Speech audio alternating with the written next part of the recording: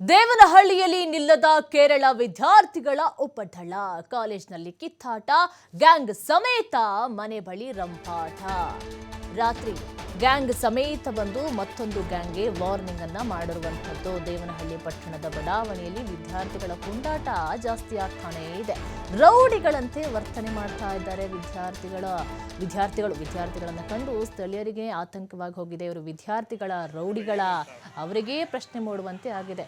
ಎಲ್ಲ ಕೂಡ ಕೇರಳ ಗ್ಯಾಂಗು, ಒಂದು ಗ್ಯಾಂಗು ಇನ್ನೊಂದು ಗ್ಯಾಂಗಿನ ಜೊತೆ ಹೊಡೆದಾಟಕ್ಕೆ, ಬಡದಾಟಕ್ಕೆ, ಗಲಾಟಕ್ಕೆ.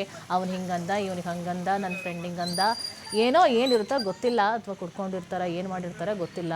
ನೆಟ್ಟಿಗೆ ಹಗಲೊತ್ತಲ್ಲಿ ಕಾಲೇಜಿಗೆ ಹೋಗ್ತಾರಾ ಇಲ್ಲ ಅದು ಸಹ ಗೊತ್ತಿಲ್ಲ. ಒಟ್ಟಿನಲ್ಲಿ ಗ್ಯಾಂಗ್ ಕಟ್ಕೊಂಡು ದಾಂಧಲೆ ಮಾಡೋದಕ್ಕಂತಲೇ ಒಂದು ರಾಜ್ಯದಿಂದ ಇನ್ನೊಂದು ರಾಜ್ಯಕ್ಕೆ ಬಂದಿರ್ತಾರೆ, ಒಂದು ಕಾಲೇಜಿಂದ ಇನ್ನೊಂದು ಕಾಲೇಜಿಗೆ ಬಂದಿರ್ತಾರೆ ಅನ್ನೋದು ಕೂಡ ಪ್ರಶ್ನೆಯಾಗಿ ಉಳಿದಿರುವಂಥದ್ದು.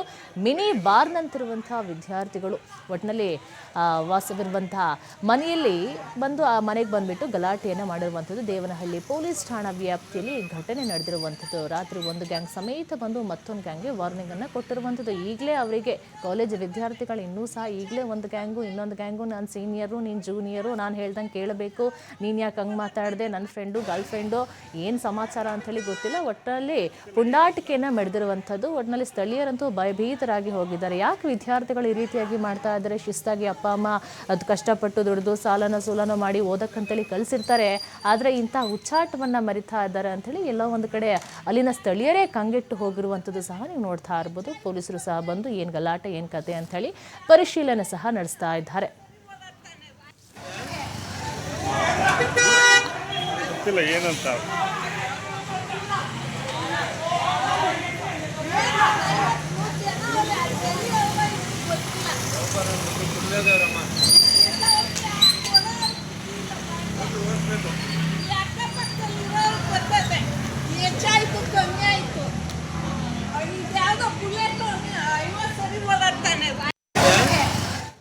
ಈಗ ರಾತ್ರಿ ಹೊತ್ತು 12 ಗಂಟೆ ಆದ್ರೇನು ಅವರು ನಿದ್ದೆ ಮಾಡಲ್ಲ, ಬೈಕ್ಗಳು ಎತ್ಕೊಂಡು ಓಡಾಡ್ತಾ ಇರ್ತಾರೆ.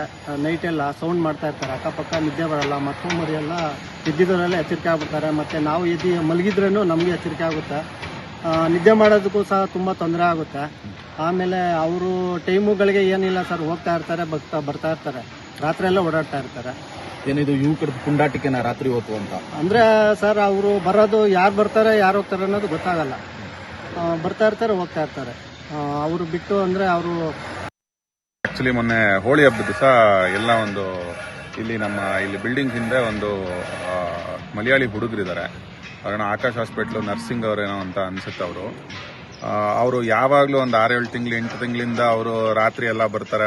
ಹುಡುಗಿರು ಬುಲೆಟ್ಗಳಲ್ಲಿ ಆ ಸೈಲೆನ್ಸರ್ಗಳೆಲ್ಲ ಕಿತ್ತಾಕೊಂಡು ಅಂತ ಸೌಂಡ್ ಮಾಡ್ಕೊಂಡು ಬರ್ತಾರೆ. ನಮ್ಮ ಮನೇಲಿ ಮಕ್ಕಳೆಲ್ಲ ಇದ್ದಾರೆ, ದೊಡ್ಡವರು ಇದ್ದಾರೆ. ರಾತ್ರಿ 12, 1 ಗಂಟೆ 2 ಗಂಟೆ ಎಲ್ಲ ಫುಲ್ ಡಿಸ್ಟರ್ಬೆನ್ಸು. ನಾವು ತುಂಬ ಸಲ ಹೇಳಿದ್ವಿ ಅವ್ರಿಗೆ, ಈ ಥರ ಎಲ್ಲ ಡಿಸ್ಟರ್ಬ್ ಮಾಡಬೇಡಿ, ರಾತ್ರಿ 10 ಗಂಟೆ ಒಳಗೆ ಮನೆಗೆ ಬನ್ನಿ, ತುಂಬ ಡಿಸ್ಟರ್ಬೆನ್ಸ್ ಆಗ್ತಿದೆ ನಿಮ್ಮಿಂದ ಅಂತೆಲ್ಲ ಹೇಳಿದ್ವಿ. ಅವರು ಒಂದು 2-3 ಸಲ ಇದು ಕೇಳಿದ್ರು. ಆಮೇಲೆ ತಿರ್ಗಾ ಒಂದು 6-7 ತಿಂಗಳಿಂದ ಮತ್ತೆ ಅದೇ ಥರ ಶುರು ಮಾಡ್ತಿದ್ರು. ರಾತ್ರಿ 2 ಗಂಟೆಗೆ 1 ಗಂಟೆಗೆಲ್ಲ ಬರ್ತಾ ಇರ್ತಾರೆ, ಅಂತ ಸೌಂಡ್ ಮಾಡ್ಕೊಂಡು ಗಲಾಟೆಗಳು ಮಾಡ್ಕೊಂಡಿರ್ತಾರೆ. ಮೊನ್ನೆ ಹೋಳಿ ಹಬ್ಬದ ದಿವಸ ನಾವು ಫುಲ್ ಗಲಾಟೆ ನಡೀತಿತ್ತು. ನಾವು 10-10:30 ಅಷ್ಟರಲ್ಲಿ ಕೆಲಸ ಎಲ್ಲ ಮುಗಿಸ್ಕೊಂಡು ಮನೆಗೆ ಬರ್ತಿದ್ರೆ ಫುಲ್ ಗಲಾಟೆ ಮಾಡ್ತಿದ್ರು. ಒಂದು 25-30 ಜನ ಹುಡುಗರು. ನಾವೆಲ್ಲ ಹೋಳಿ ಆಡ್ತಿದ್ದಾರೆ ಅಂತ ಸುಮ್ಮನೆ ಆದ್ವಿ. ಆಮೇಲೆ ನೋಡಿದ್ರೆ ಎಲ್ಲ ಹೊಡೆದಾಡಕ್ಕೆ ಶುರು ಮಾಡಿದ್ರು. ಫುಲ್ ಗಲಾಟೆ, ಒಂಥರ ಅಂತ ಫುಲ್ಲು ಸೌಂಡು. ಒಂದು 50 ಜನ, ಒಂದು 30-35 ಜನ ಇದ್ರು. ತುಂಬಾ ಗಲಾಟೆ ಮಾಡ್ಕೊಂಡು ಇದು ಮಾಡ್ತಿದ್ರು. ನಾವೆಲ್ಲ ಯಾರು ಅಂತ ಕೂಗಿದ್ವಿ. ಆದ್ರೂ ಅವ್ರು ಏನು ಕೇಳಿಸ್ಕೊಂಡ್ಲಿಲ್ಲ, ಏನಿಲ್ಲ. ಅವರು ಒಂದೇ ಸಮನೆ ಹೊಡೆದಾಡಕ್ಕೆ ಶುರು ಮಾಡಿದ್ರು. ಆಮೇಲೆ ಇಲ್ಲಿ ಸುತ್ತಮುತ್ತ ಲೋಕಲ್ ಅವ್ರನ್ನೆಲ್ಲ ಕರೆಸಿದ್ದಾದ್ಮೇಲೆ ಅವ್ರು ಅದನ್ನ ನೋಡ್ಕೊಂಡು ಗಾಡಿಗಳೆಲ್ಲ ಎತ್ಕೊಂಡು ಓಡೋಗ್ಬಿಟ್ರು. ಇದ್ರ ಬಗ್ಗೆ ಹೆಚ್ಚಿನ ಮಾಹಿತಿ ಕೊಡ್ತಾರೆ ನಮ್ಮ ಪ್ರತಿನಿಧಿ ಗಂಗರಾಜು. ನೋಡಿ, ಇಲ್ಲಿ ಕೇರಳ ವಿದ್ಯಾರ್ಥಿಗಳ ಉಪಟಳ ಒಂದ್ ಕಡೆ ಜಾಸ್ತಿ ಆಗ್ತಾನೆ ಇದೆ. ಸ್ಥಳೀಯರಿಗೂ ಸಹ ಕಿರಿಕಿರಿ ಆಗ್ತಾ ಇದೆ. ಕಾಲೇಜಿಗೆ ಓದಕ್ಕಂತ ಕಳಿಸಿದ್ರೆ ಗ್ಯಾಂಗ್ ಅಂತೇಳಿ ಇನ್ನೊಂದು ಗ್ಯಾಂಗು ಮತ್ತೊಂದು ಗ್ಯಾಂಗು ಅಂತೇಳಿ ಮನೆ ಹತ್ರ ಬಂದು ಗಲಾಟೆ ಮಾಡ್ತಾ ಇದ್ದಾರೆ. ಬೈಕ್ನ ಸೈಲೆನ್ಸರ್ ಆಲ್ರೆಡಿ ಕಿತ್ತೋಗಿರುತ್ತೆ, ಅದಕ್ಕೆ ಇನ್ನೊಂದೇನೋ ಸುರ್ಕೊಂಡು ಬಂದು ಅದನ್ನೇ ಊಸ್ಟ್ ಆಗಿರುತ್ತೆ, ಮತ್ತೆ ಕಿರಿಕಿರಿ ಆಗ್ತಾ ಇದೆ. ಬೈಕ್ಗಳಲ್ಲಿ ಬಂದು ರಂಪಾಟವನ್ನ ಮಾಡ್ತಾ ಇದ್ದಾರೆ ಅಂತೇಳಿ ಒಂದ್ ಕಡೆ ಸ್ಥಳೀಯರು ಕಂಪ್ಲೇಂಟ್ ಅನ್ನ ಮಾಡ್ತಾ ಇರುವಂಥದ್ದು. ಯಾತಕ್ಕೋಸ್ಕರ ಈ ರೀತಿಯಾಗಿ ಆಗ್ತಾ ಇದೆ? ಮೊದಲು ಸಹ ಈ ರೀತಿ ಏನಾದರೂ ಆಗಿತ್ತಾ ಅಂತ? ಹೌದು ನಿರೀಕ್ಷಾ, ಏನಂತಂದ್ರೆ ಈ ದೇವನಹಳ್ಳಿ ಪಟ್ಟಣದಲ್ಲಿ ಕೇರಳ ವಿದ್ಯಾರ್ಥಿಗಳ ಉಪಟಳ ಹೆಚ್ಚಾಗಿದೆ ಅಂತಾನೆ ಹೇಳ್ಬೋದು. ಏನು ಈಗ ಸ್ಥಳೀಯರು ಆರೋಪ ಮಾಡುವಂತದ್ದು ಆದ್ರೆ ಕಾಲೇಜಿನಲ್ಲಿ ಗ್ಯಾಂಗ್ ವಾರ್ ನಡೆದಿರುತ್ತೆ. ಅದು ಬಂದು ಮತ್ತೆ ಇಲ್ಲಿ ಪಿಜಿಗಳ ಬಳಿ ಬಂದು ರಾತ್ರಿ ವೇಳೆಯಲ್ಲಿ ಒಂದು ಕೃತ್ಯವನ್ನ ಎಸ್ಕೊಳ್ಳುವಂಥದ್ದು, ಆ ಬೈಕ್ಗಳಲ್ಲಿ ಬರೋದು, ಮತ್ತೆ ಇನ್ನೊಂದು ಗ್ಯಾಂಗ್ಗೆ ವಾರ್ನಿಂಗ್ ಮಾಡೋವಂಥದ್ದು, ಇಂತಹ ಕೃತ್ಯಗಳನ್ನ ಮಾಡ್ತಾರೆ. ಜೊತೆಗೆ ಏನು ಆ ವಿದ್ಯಾರ್ಥಿಗಳು ಖಾಸಗಿ ಕಾಲೇಜಿನಲ್ಲಿ ಓದ್ತಾ ಇರ್ತಾರೆ, ಅಲ್ಲಿ ನಡೆದಿರುವಂತಹ ಏನು ವಿದ್ಯುನ್ಮಾನಗಳನ್ನ ಇಲ್ಲಿ ತಗೊಂಡ್ಬಂದು ಇಲ್ಲಿ ಪಿಜಿಗಳ ಬಳಿ ಒಂದು ಗ್ಯಾಂಗ್ ವಾರ್ ಮಾಡುವಂಥದ್ದು. ಮತ್ತೆ ಮೊನ್ನೆ ಹೋಳಿ ಹುಣ್ಣಿಮೆ ಎಂದು ನಡೆದಿರುವಂತಹ ಘಟನೆ ಇದಾಗಿದೆ. ಏನು ವಿದ್ಯಾರ್ಥಿಗಳು ಪಿಜಿಗಳಲ್ಲಿ ಪೊಲೀಸರು ಹೋಗಿ ನೋಡಿದ್ರೆ ಮಿನಿ ಬಾರ್ನಂತೆ ವಿದ್ಯಾರ್ಥಿಗಳ ರೂಮ್ಗಳಲ್ಲಿ ಬಾಟಲ್ಗಳನ್ನ ಜೋಡಿಸಿದ್ದಾರೆ. ಮದ್ಯದ ಬಾಟಲ್ಗಳು, ಖಾಲಿ ಆಗಿರುವಂತ ಬಾಟಲ್ಗಳನ್ನು ಜೋಡಿಸಿದ್ದಾರೆ. ಆ ಪಿಜಿ ಅವರು ಕೂಡ ಯಾವುದೇ ಕ್ರಮ ವಹಿಸಿಲ್ಲ. ಮತ್ತೆ ಪಿಜಿಗಳಿಗೆ ಬಗ್ಗೆ ಏನು ಸ್ಥಳೀಯ ಪೊಲೀಸರು ಯಾವುದೇ ಕ್ರಮ ವಹಿಸಿಲ್ಲ. ಇವರು ಸ್ಥಳೀಯರು ಬಂದು ಒಂದು ಆರೋಪ ಮಾಡಿದ್ರು, ದೂರು ಕೊಟ್ಟರು ಕೂಡ ದೇವನಹಳ್ಳಿ ಪೊಲೀಸರು ಯಾವುದೇ ಕ್ರಮ ಕೈಗೊಂಡಿಲ್ಲ ಅಂತೇಳಿ ಒಂದು ಆಕ್ರೋಶವನ್ನು ವ್ಯಕ್ತಪಡಿಸ್ತಾ ಇರುವಂತದ್ದು ನಿರೀಕ್ಷಾ. ಇದಕ್ಕೂ ಮೊದಲು ಸಹ ಈ ರೀತಿಯಾಗಿ ಮಾಡ್ತಾ ಇದ್ರ? ಮೊದಲನೇ ಸಾರಿ ಬಂದು ಪೊಲೀಸರು ಪರಿಶೀಲನೆ ನಡೆಸ್ತಾ ಇದ್ದಾರಾ? ಪಿಜಿ ಅವ್ರ ಮೇಲೆ ಏನಾದ್ರು ಕ್ರಮವನ್ನು ತೆಗೆದುಕೊಂಡಿದ್ದಾರಾ ಅಂತೇಳಿ? ಯಾಕಂತ ಹೇಳಿದ್ರೆ ಆ ರೀತಿಯಾಗಿ ದಾಂಧಲೆ ಮಾಡ್ತಾ ಇದ್ದಾರೆ, ಅಲ್ಲಿ ಸ್ಥಳೀಯರಿಗೆ ಮಲಗಕ್ಕೆ ಬಿಡ್ತಾ ಇಲ್ಲ ಅಂತ ಹೇಳಿದ್ರೆ ಮೊದಲೇನಾದ್ರು ಅವ್ರೇನಾದ್ರು ಕಂಪ್ಲೇಂಟ್ ಮಾಡಿದ್ರಾ ಅಂತ?